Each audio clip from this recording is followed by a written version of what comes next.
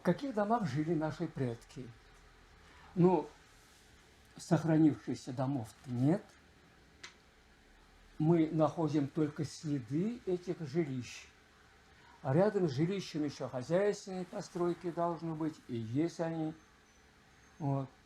Ну, поскольку мусульмане, они народ чистый, чистоплотный, значит, должны быть бани, они тоже сохранились, но, конечно, при реконструкции, конечно, без фантазии не обойдешься. Не обойдешься. Конечно, есть письменные сведения, в первую очередь Ибн Фатлан, 922 год, Багдадское посольство, вы знаете, это слышали, скорее всего, да? Вот Ибн Фатлан, секретарь посольства, все записывает, описывает, слава Богу, его записки сохранились в Мешхеде, но не полностью. По этим скупым сведениям мы кое-что, ну, хотя бы представляем, как жили наши предки. Он говорит, 922 год. Мы, значит, ведь недавно отметили 1100-летие, да, официального принятия ислама. Мы все думаем, что этот ислам приняли где? Болгария. Но у Ибн Фатлана нет этого слова. Болгары еще тогда, скорее всего, не было. Мы, конечно, датируем, археологи, основываясь на находке, где-то рубеж 9-10 веков, что-то уже есть вот на болгарском городище. А он говорит, болгары живут в юртах, и все. Никаких там других жилищ он не указывает. Масса, в основном, рядовые крестьяне, так скажем, народ, живет в маленьких юртах, а юрта царя, хана, эмир, скорее всего, там тоже нет. Царь, это не царь, хан. Хотя татары говорят хан, булгар хана, Алмуш хан. Вот. Пусть будет хан. Хан – это более позднее наименование вот, правителя. Вот. Он говорит, у хана очень большая юрта, вмещающая около 1000 человек. Это, мне кажется, преувеличение. Я не видел и вообще не могу даже представить такую большую юрту. Ну, юрта большая, наверное. Ну, пусть на 100 человек будет. Зачем ему такая большая юрта? Да? 50 человек достаточно. Он ведь не сразу 1000 человек принимает или там не проводит там общие собрания. Общие собрания, вот Курултай, допустим, это за пределами юрты проходили в основном. Вот, значит, это интересно, с одной стороны. Вот жили они только в юртах. Но болгары и следов юрт нет пока. По нашим сведениям археологическим, уже болгары действительно кочевники.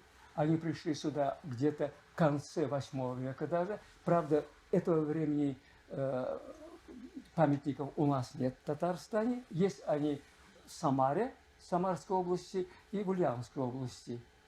Вот самые ранние следы волжских болгар.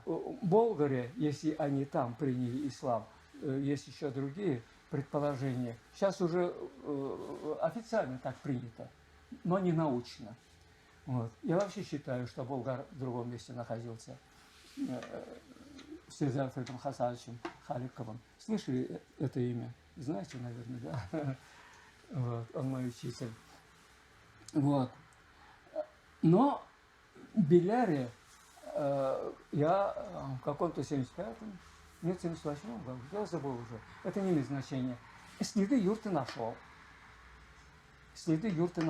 Опубликовал. Это пока единственная юрта, в письменных источниках есть юрта, а вот археологически они еще не были выявлены.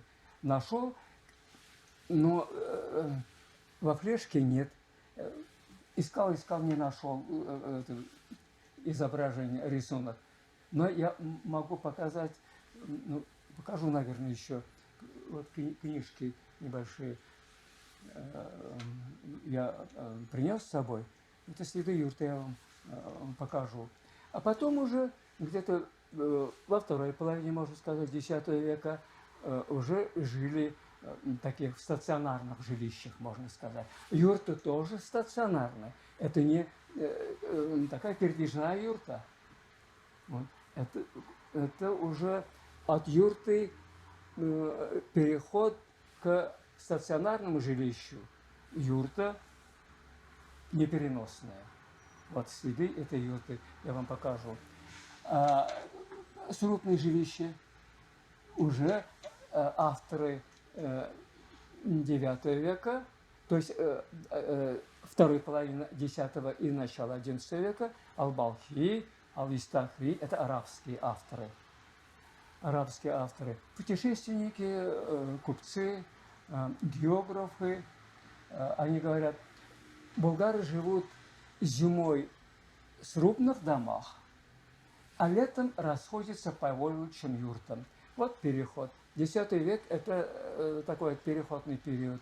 То есть седентаризация, как мы говорим по-научному, я еле запомнил это слово в свое время, конечно, будучи студентом еще, седентаризация, вот видите, как звучит. То есть оседание населения на землю называется по-нашему седентаризация. Вот эти следы мы прослеживаем в X веке.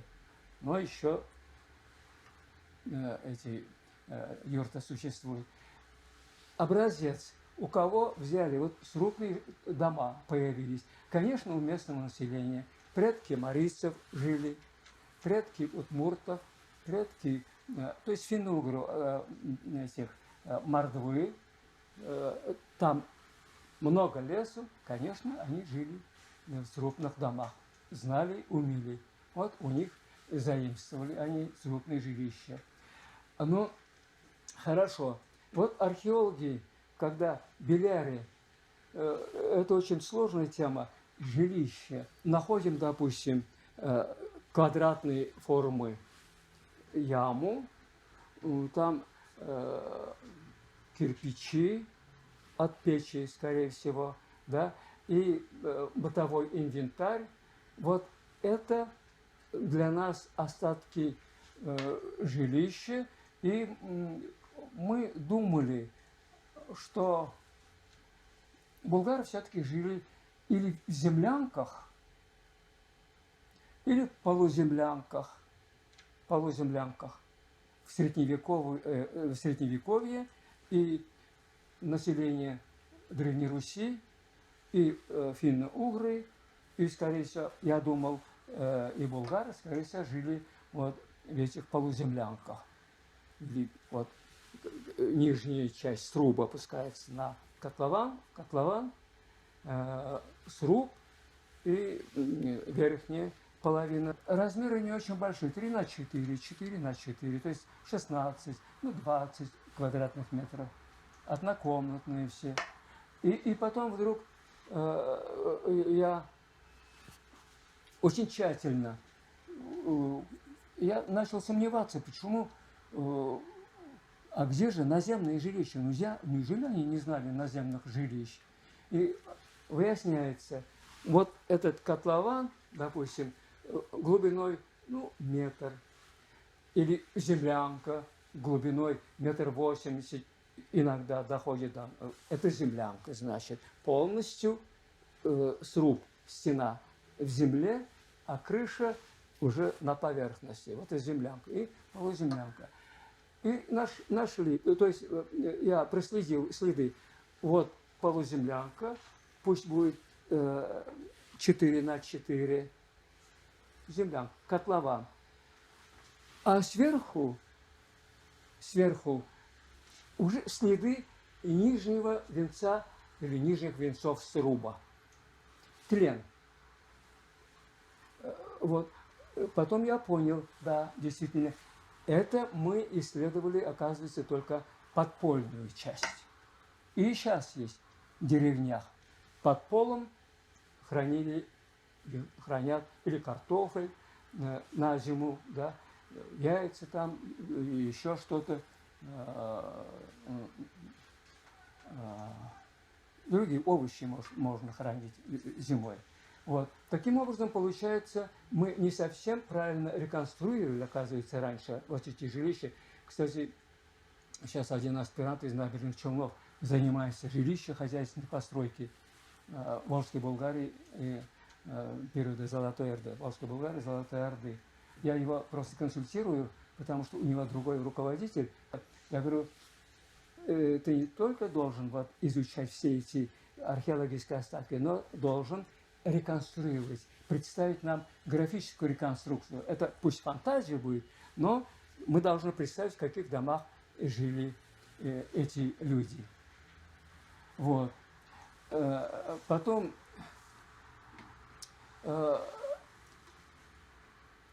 есть такой археолог, я его очень уважаю, хотя как человека не очень люблю, но он настоящий ученый. Руденко Константин Александрович. Может, слышали. И он копал Остолоповское селище. Молодец, он так тщательно это делал. Остатки полуразрушенного дома, но с остатками печи.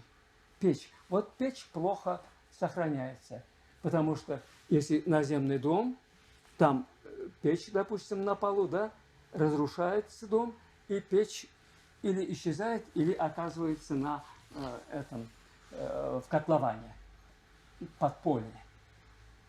А мы думали, это полуземлянка. А он нашел наземный дом и остатки печи, довольно хорошо сохранившиеся. Вот.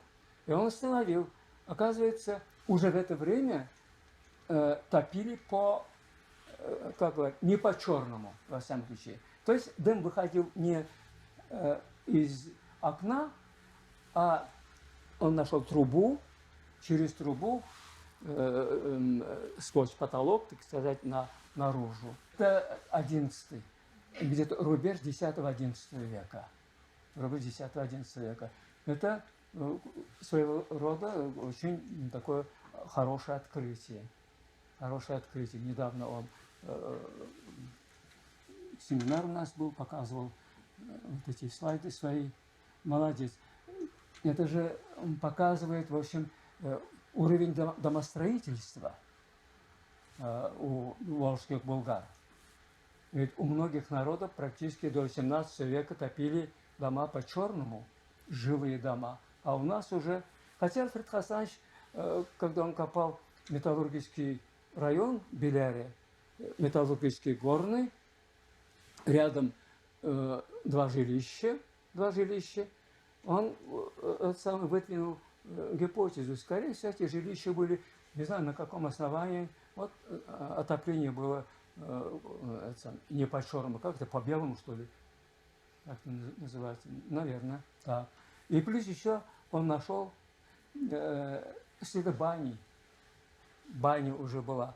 То есть небольшая усадебная баня, не общественные, как в Болгарах, там вот эти белые палаты, красные палаты, золотоордынского времени, большие общественные бани, где отдыхали, беседовали, чай пили, вот, и мылись, конечно. Вот такие дела. Значит, представьте себе облик городов домонгольских.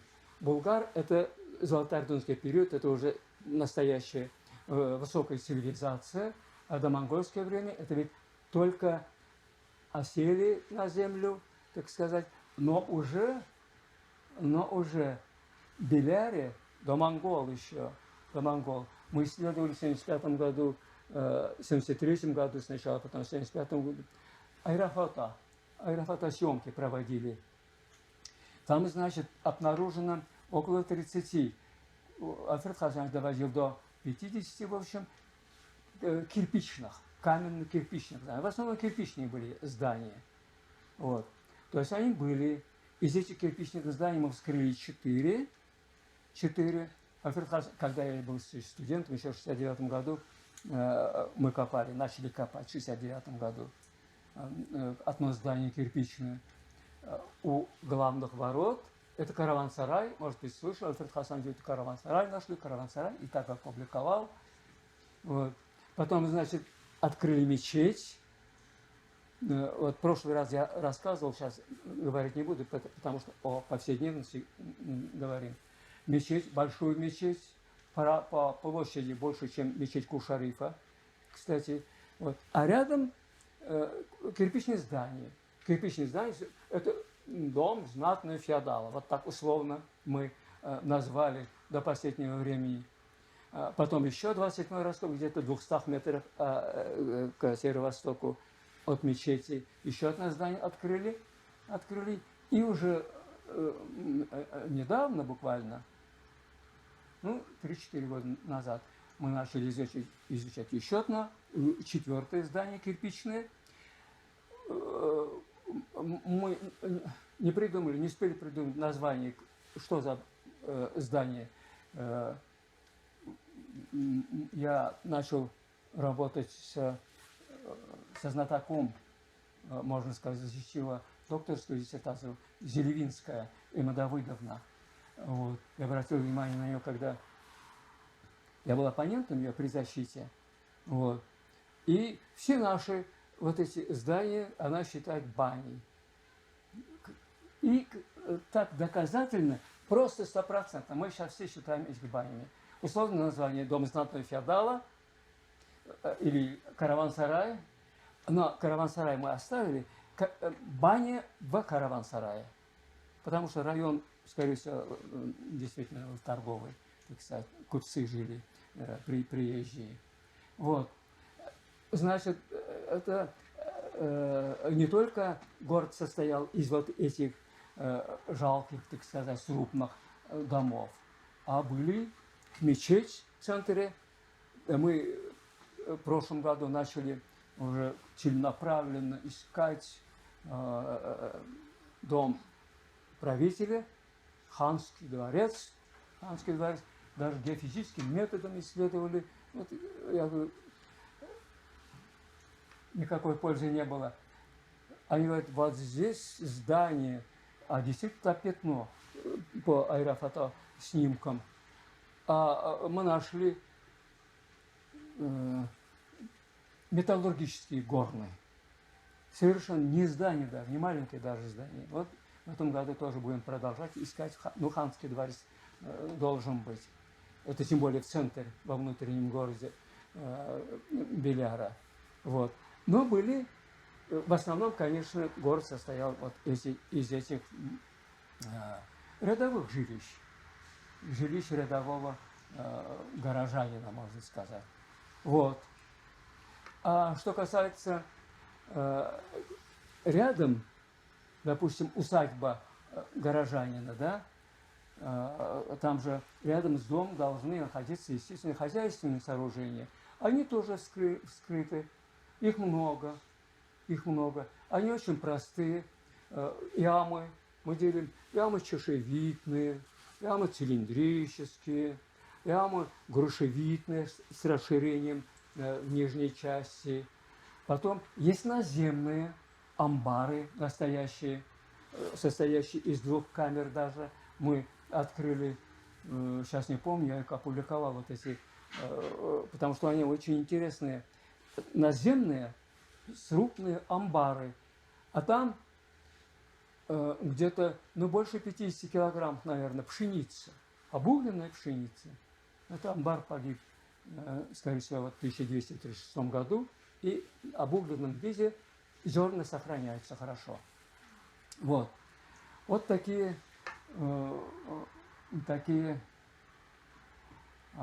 здания. Плюс еще ведь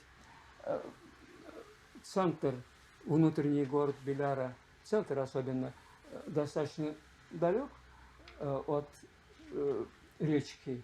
Там Белярка, Черемшан, конечно, в 2-3 километрах. Обязательно без воды не обойдешься. Колодцы. Колодцы. 19 колодцев, допустим, мы открыли. Где-то 1 гектар, по-моему, все. На одном гектаре вот 19 колодцев было. Но они разновременные. Колодец X века засыпали, в XI веке другой колодец появляется. Вот так. И хозяйственные ямы то же самое. Когда копаешь, вот, ямы на яме, но они разновременные. Одна яма сооружение разрешает другую. Вот такой вид. Потом приходится сидеть, пыхтеть, какого века время функционирования. Есть плюс еще ведь мусорные ямы или хозяйственные ямы, потом превращаются в мусорные ямы. И, как ни странно, это не странно, с одной стороны, туалет, отхожие места. Мы тоже их обнаружили в Беляре. Вот. Ведь в других памятниках их нет. То есть болгарских есть, да, у русских не принято было туалеты рыть. У наших финно-угорских соседей то же самое, никто еще не находил. А мы говорим, вот, туалет, пожалуйста. Не по запаху, конечно, мы определяем. Там есть специфичные моменты. Во всяком случае, я тоже, вот не нашел я стаканообразные сосуды есть, стакан. Ну, чуть больше, конечно, там где-то 500-700 граммов, наверное, да, стакан с такими краями. А это детские горшки. Вот в одной яме было их много. Правда, обломки только. Можно было бы собрать, реставрировать это. Это вот коляски раньше, детские, да, арба. И плюс еще люльки. Вот. Вырез сделали на днище, ставили вот этот стакан, сосуд, вот, и вся детская радость там. Вот. Это тоже своего рода, это кочевническая традиция, как ни странно. Кочевническая, у кочевников, более ранних, и в Средней Азии есть такого типа стаканообразные сосуды. Вот вам повседневность. Вот. Таким образом, вот еще одна сторона вот этой повседневной жизни.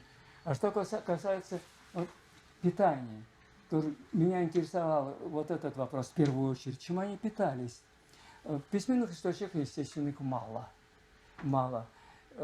Ибн Фатлан впервые обратил внимание, первый раз, у них нет даже оливкового масла.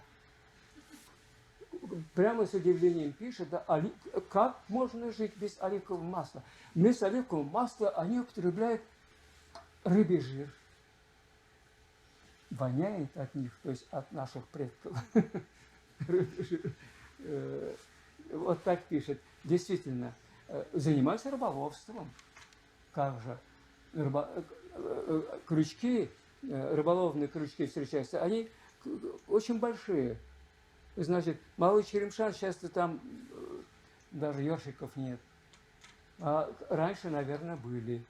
Раз это не перевозные рыбы, вот, раз крючки здесь есть, довольно их много, значит, они там рыбачили. Вот. И это Ибн Фатлан отмечает. Вот, рыбий жир. Они даже импортируют, говорит, рыбий жир. Да, импортируют, значит, рыбий жир нужен кому-то, вам же. Они же в Среднюю Азию вывозили рыбий жир. Вот. Потом, говорит, они выращивают проса. Кочевники, нищие кочевники, у кого мало лошадей, мало овец, они обычно переходили на оседлый образ жизни и начали заниматься земледелием. Они выращивали в основном проса. Проса более приспособлен, по-моему, вот, сухому климату. Вот, проса. Здесь тоже мы ведь исследуем вот эти почву. Раньше не обращали внимания, а потом смотрим, зерна встречаются, уже палеоботаники с нами работают. 22 вида культурных растений они определили у нас. 22 вида. Значит, на первом месте проса, потом пшеница твердая. Это высокая. Сейчас вот твердую пшеницу мы вывозим, оттуда получаем мягкую пшеницу, фураж практически. А здесь твердая пшеница и мягкая пшеница есть. Потом ячмень, горох, проса я сказал, а проса, она сохраняется в комочки, вот комочки. Скорее всего, это каша. Вот каша. В таких комочках в хозяйственных ямах они обнаруживаются. Лен, конопля, что-то еще, огурцы уже были. Огурцы. Из этих, в самую последнюю очередь, мы определили, сами специалисты не смогли определить малину. Зерна малины, очень маленькие, мелкие. Вот. Малина. Виноград есть, но они не выращивали виноград. Это привозной, скорее всего. Потом яблоко отмечают. У них яблок много, и сейчас были там где-то 2 километров лес начинается, там яблони дикие растут еще. Вот эти девушки жрут, Ибн Фатан так и пишет, и полнеют. Я говорю, от яблок разве... Да. И у них, говорит, кислое яблоко, это тоже отмечает. Он тонкий был наблюдатель, он отмечает это самое. Они, говорит, любят собирать мед в лесу. Там живут, говорит, эти пчелы, они разоряют их жилище. Ибн Фатан так пишет, этих пчел. То есть бортничество, занимаются бортничеством. Вот. И заодно я отмечу в связи с этим медом, да, вот, антропологи изучают черепа. Я хотел сказать наши, не наши, конечно, вот наших предков. Мы же и могильники копаем, там 5 могильников, 2 могильника, 5-й и 1-й могильник очень большие, где-то, мне кажется, 50 гектаров занимал, допустим, 1-й могильник, а те, которые там копали, я никогда не копал могильников, не люблю, они говорят, около 180 гектаров одно кладбище. Вот антропологи изучают челюсть и все остальное. Зубы. Кариес у 1% населения. А сейчас наоборот. Без кариеса вряд ли найдешь человека здорового. Но пусть там 1%, да, здорового. А там, потому что питание натуральное. Все натуральное. Сахара нет, слава богу. Вместо сахара, вот, пожалуйста, мед. Интересный факт. Открыли. Демнер был такой в медной институте. Вы знаете, помните, да? Он у нас тоже работал и приехал к нам с 2 студентками. Потом он уехал. Он челюсть Брежнева делал. Он хороший специалист. И они начали изучать вот как раз по нашему заказу уже вот эти черепа, зубы, зубную систему. Вот они пришли к такому выводу. Но с другой стороны, там Роза Мухаммедин, я сейчас не помню, из пединститута, у меня тоже интересная статья была, но придется сказать вам по секрету. Она нашла следы сифилиса у наших предков. А ведь раньше считали сифилис якобы завезли вот, да, Колумб, матросы Колумба. А у нас уже опять мы впереди всей планеты. И в этом отношении тоже. Вот. Раз повседневность, я говорю вам, колодцы я покажу тоже.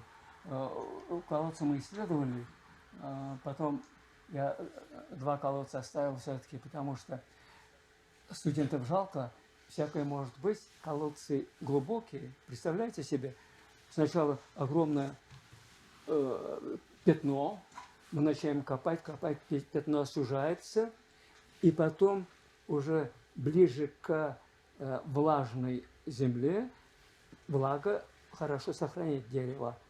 Уже вот этот сруб открывается, и только по срубу копаешь. То есть внутри сруба выбираешь землю. Ну, где-то 3-4, иногда до 5 метров глубиной, да. Поэтому, я говорю, всякое может быть. Там же, вот я сам последний раз, я помню это очень хорошо, вот, спускаюсь туда, мне на веревках выдают ведро, вот эту жижу я туда и дальше. Вдруг оборвется, вдруг что, это кошмар. Потом, значит, мы все-таки вычистили, утром приходим, нашего колодца нет. Обрушился, в общем, стена. Вот. Но почему интересно копать колодцы? Там сохраняется дерево хорошо. То есть сам вот сруб колодезный хорошо сохраняется. Я вам покажу. Я опять не нашел, искал электронный вариант, так сказать. Где-то здесь есть у меня самый рисунок, фото. Вот. У татар до сих пор есть пословица «Тузга язмаган насюлена» и не говори то, что не написано на бересте. А береста сотнями встречается уже больше 1000 в Новгороде, да? Почему? Потому что новгородская земля очень влажная, хорошо сохраняется. Поэтому мы думаем, раз такая пословица есть, тузга измаганна, не говори то, что не написано на бересте. Если на бересте написано, значит правда, а если нет, то это чушь, тебе верить нельзя. Форма сында. Поэтому мы с надеждой, конечно. Вот. Но бересту не нашли, но встречались деревянная посуда.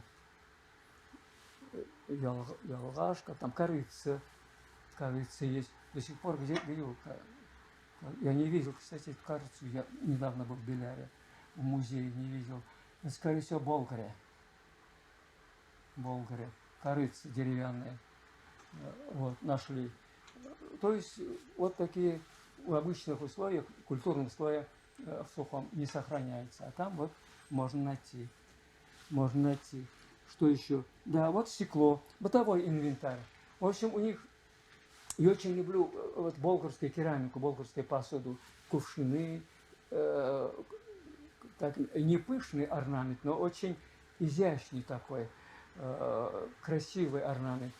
Резные линии, волна, вот, арки какие-то, там, значит, в основном горшки, это кухонная посуда, или кувшины, это столовая посуда, блюдца, крынки, маленькие, эти неглубокие тарелки, вот. Все есть. Вот это есть, наверное, у меня. Ну, потом покажем. Вот раз, вот смотрите, стекло. Я до сих пор не знаю, в каких целях использовались вот эти рюмки. Их много и у нас, и в Средней Азии, и на русских памятниках. Киев, Новгород, Старая Рязань, Изяславль, Чернигов. Везде много их. Но они исследуют наши специалисты состав, спектральный анализ делают, и не из нашей золы, то есть сырье другое. Это, скорее всего, привозное из Средней Азии. Из Средней Азии. Вот.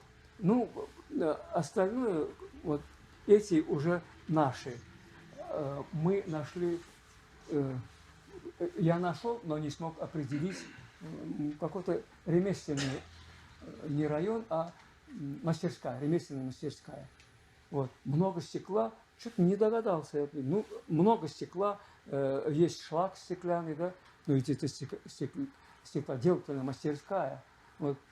А занимался у нас, и сейчас занимается Светлана Игоревна Валиуллина. Она приехала и сразу говорит: да, это открытие, это мастерская. Их ведь мало в Древней Руси. Я не знаю, допустим, стекло есть, но пока мастерских нет. У нас, пожалуйста, мастерские даже. Это очень высокое производство. Это показатель уровня развития ремесла у волжских булгар. Вот. Значит, вы представляете уже домашний быт. Домашний быт. Дальше что? Собирательство было, охота. Насчет питания. Это уже посуда. Наверное, охотились у нас, да? Но мало. Мало. Допустим, мы обычно сравниваем, наши палеозоологи сравнивают Беляр, Болгар, другие города волжско-булгарские и удмуртские, финно-угорские. Этнокар. Очень, где-то 20-25 лет копали этот Этнокар, небольшой город. Сколько там? Где-то 5-6 гектаров, не больше, площадь. А у Беляра 800 гектаров, большая площадь. Значит, там кости, 90 чем-то процентов, на некоторых островах 91, 94, 95%. Это кости диких животных, пушных зверей. Вот они чем жили. И ели, и мех продавали волжским булгарам, нашим предкам. Так, дешево, конечно, обманывали их, бедных. А у нас 1% всего составляет вот эти, то кости медведя встречаются, кости зайца, волка встречаются. Вот такие. В общем, они больно не занимались охотой. Больно не занимались. Хотя лошадей не только разводили, но, по мнению Айды Григорьевны Петренко, занимался этим делом, уже покойно. Она говорит, у них было племенное дело даже. Разных пород выводили. Но, правда, это только гипотеза. Вот. Но лошадь не ели, конину не ели. Они ели в основном крупный рогатый скот, то есть говядину. Хотя количественно встречается больше овец, овца, барана. Они мало мяса дают, где-то одна корова равняется 10 овцам, так сказать. Но в основном конину ели, да. Медицина, да. Есть и письменные источники. Они довольно многочисленны, но мы знаем, что булгары, ученые, занимались фармакологией. У нас такая система была. Еще, кстати, Ибн Русте, он написал свой труд до принятия ислама еще, официально принятия ислама, где-то в 903-912 годах написал свой труд.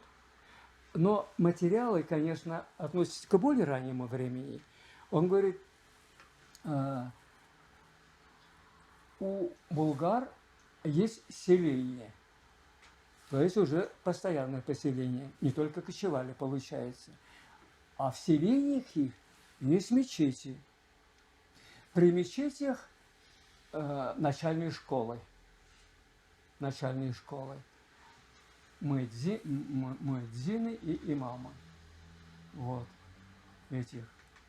Это значит, вот эти начальные школы уже, не уже, а в деревнях в основном, раз о селении речь идет. А вот Белярия, вот я говорил насчет мечети, которая больше, чем Кул-Шарифа, да, эта мечеть состоит из двух частей. Деревянная часть и белокаменная часть. Мы думаем, деревянная часть, она построена раньше, до приезда еще багдадского посольства. Скорее всего, это медресе, то есть, по-своему, высшая школа. После окончания этой школы, высшей школы, очень способных джигитов,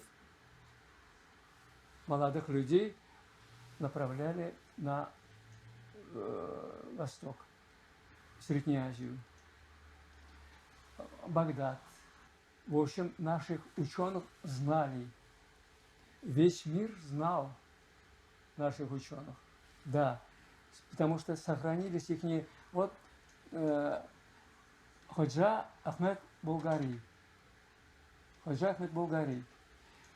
Альфред Хасанович нашел сведения о нем и начал собирать материал. Оказалось, его очень хорошо знали в Афганистане. Он там умер, там похоронен, могилу до сих пор знают, и не знаю только когда, Альфред Хасанович тоже не знал, над могилой мавзолей. Мавзолей специально поставили нашему булгарскому лекарю. Значит, таким он служил в основном, конечно, при дворе этих правителей. Плюс еще Таджиддин Ал-Булгари. Когда мы занимались археологией Казани, я там 11 лет копал, руководил экспедицией, искали письменные источники. Мы же раньше были довольны тем, которые есть уже, известны были из 19 века, а может быть сохранились, может быть и Казань упоминается в этих письменных источниках. В Тегеране работали наши исследователи. И вот нашли Таджиддина Булгари труд, как называется, ну, по-русски, противоядие. Этот труд очень пользовался успехом, в общем-то.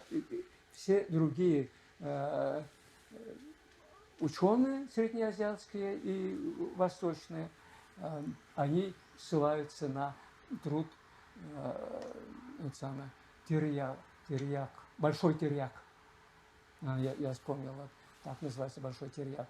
На этот труд ссылаются и, естественно, упоминают это имя Таджиддина Булгари. Вот. Что касается археологии, обнаруживаются пинцеты, хирургические пинцеты и ножи, что ли, хирургические. И у нас этим делом занимался мой друг Давлетшин Гамирзян. У него духовная культура волжских булгар, целая монография, он защитил докторскую диссертацию не только волжских булгар, но и более позднего периода, включая Казанское ханство. И он говорит, ну, я знал уже, потому что была очень интересная статья, тогда еще в советское время, в советской археологии, когда булгарские могильники исследовали, нашли, скорее всего, он был язычник, еще. Это более раннее время, где-то 8-9 века. Салтомайская культура, когда они живут на Дону, вот, нашли могилу хирурга, и там и пинцет, и еще какие-то другие, я не знаю, медицинские инструменты. Плюс еще вот после этого начали обращать внимание уже на черепа из могильников более внимательно, и следы трепанации нашли даже.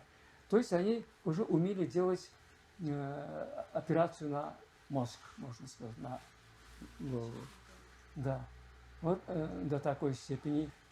Я не хочу сказать, что у булгар тоже только так было, да, потому что мы булгар целенаправленно изучаем, хорошо изучаем, вот.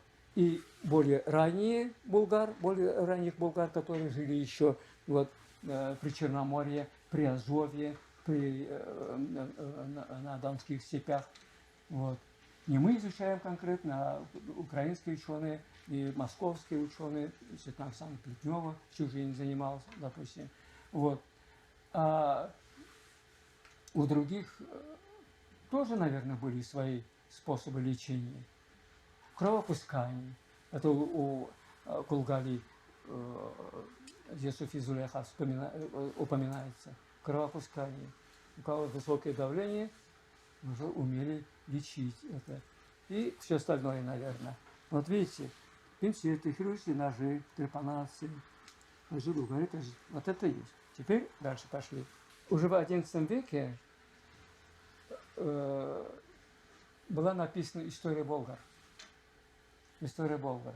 Есть такой интересный путешественник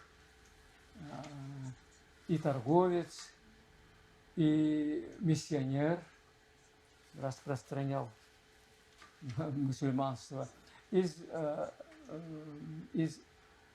Испании, Андалузии, Южной Испании была мусульманизирована. Вот оттуда он приехал сюда.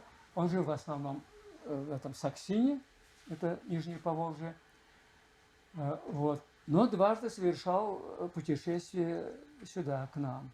В 1135-36 годах он зимой жил и летом.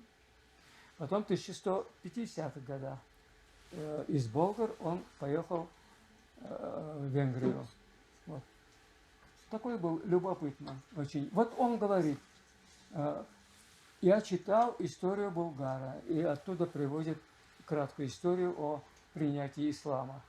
Я это читал у такого автора, у Якуб ибн Нугман, называется, он был сам кади, то есть юрист своего рода. Вот. То есть уже вот, видите, довольно высокая культура была. Археологически это как?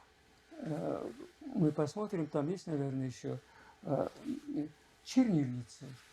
Вот, чернильницы мы находим при раскопках чернильницы. Потом палитра художника. Это тоже, видимо, рисовать нельзя было. Хотя сейчас современные исследователи говорят, можно было. Ислам не запрещает. Это мы, наши муллы говорят. Ага. Я там убедился в этом где-то восточное искусство, по-моему, как называется в Берлине, вот прямо в центре даже, такой очень большой красивый музей. Вот. А там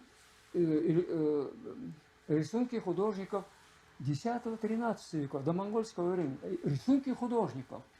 Там живые люди, любовная сцена, муж, жена лежит, все это.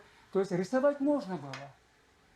И директор Эрмитажа, Госэрмитажа в Ленинграде, Санкт-Петербурге, Михаил Борисович, он исламовед, знаете. Вот у него есть книга. Все можно было. То есть не запрещалось. Не запрещалось. Потому что находят и в Средней Азии находят, стены там украшали не только растительностью, но и живыми существами. Они сохранились. Вот. Так что палитры художника, это, скорее всего, тогда тоже можно было еще рисовать. Бумага, книги. Насчет книг сказал же, конечно, писали бумаги. Бумагу привозили из Самарканда. Об этом тоже Мукаддиси, по-моему, перечисляет, какие товары привозили из Средней Азии. Там и есть бумага, самаркандская бумага. Потом игры, шахмат, шашки. Ради интереса. Нашел зуб, 2 зуба, думал, человеческий. Вот это археозоологу я показал, это Григорий говорит, это свинья. Я говорю, не может быть, Беляра вдруг свинья. Нет, говорит, это свинья. Вот.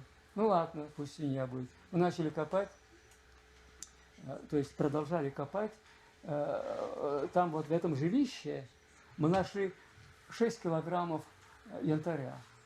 6 килограммов. Это самое большое количество пока. Киевляне хвалили, археологи хвалились, у них 2 килограмма, а у нас 6 килограммов. Вот. Там больше было, конечно, студенты, они тоже любопытствовали. Когда уезжали, я специально вот проверял их не только карманы, но и рюкзаки. Нашли мы. Нашли, в тот раз показывал, здесь нет, наверное, шиферные браслетцы, то есть это привозные из Руси. Шифер добывали только из в Овруче. Овруч – это в районе Киева. Потом пасхальное яйцо из глины, ну, как разукрашенное яйцо. И потом, наконец, мы потом определили, Альфред Хасанович, его не было, это мой раскоп, это купцы из Ганзы привозили, то есть это западноевропейские монеты, скорее всего. Вислую печать нашли Всеволода Большое Гнездо. Представьте себе, это уже 100% русское жилище. Письменные источники тоже говорят, вот в 1229 году убили Авраама, некого Авраама убили, и похоронили там, в летописях написано, и же где все христиане лежат. То есть кладбище было даже. Вот это, найти бы кладбище, интересно было бы. Вот. То есть постоянно были связи, торговали, жили, получается, да. Ну, они специально приглашенные, скорее всего, эти ремесленники. Из янтаря делали украшения. Вот. Украшения. Альчики, фигурки животных, свистульки, все они есть. Игрушки, свистульки. Их изучали. Ибн Фатлан. Вот один эпизод он описывает, да? Эпизод никак не могут объяснить специалисты. Я по-своему объясняю, доказываю, не знаю,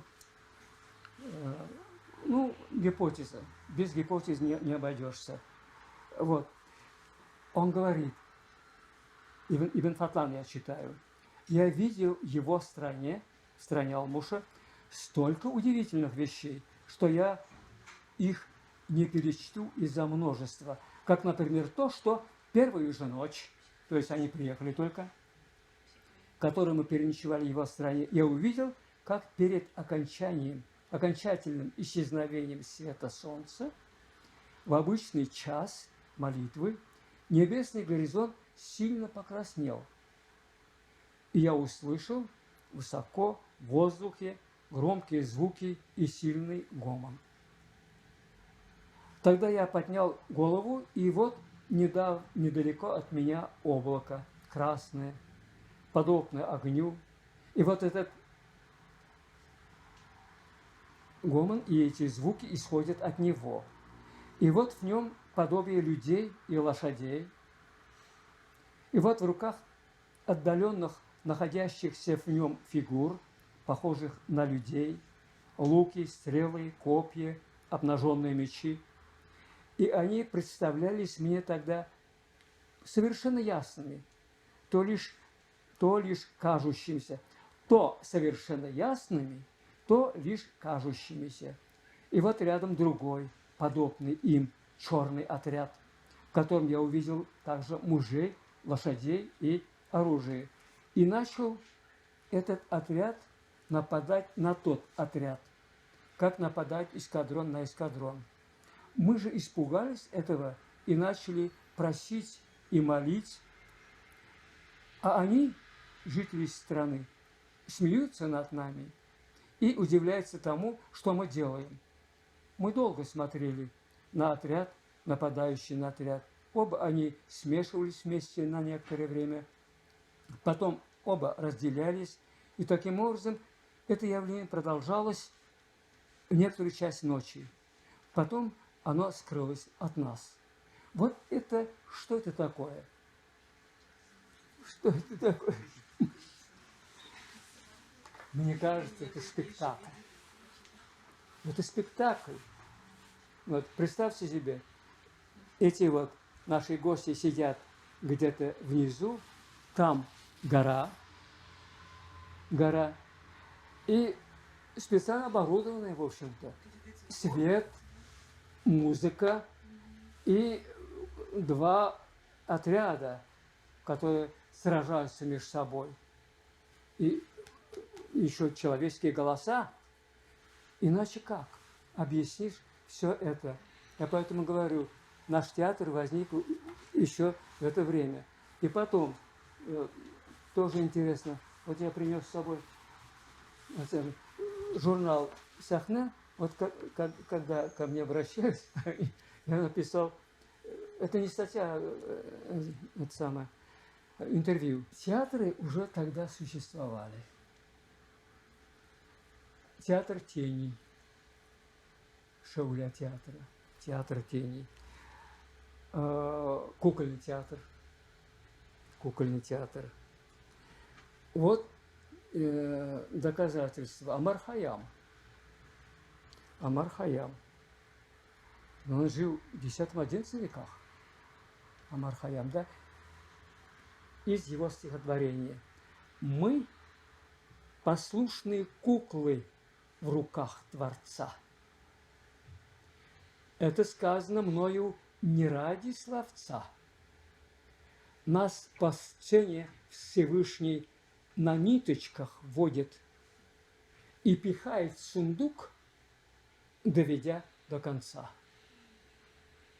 Если бы не этот самый кукольный театр, ну, такие слова, такие стихи он не писал бы. Вот. Поэтому, а ведь наши предки, они постоянно очень активно общались с Востоком.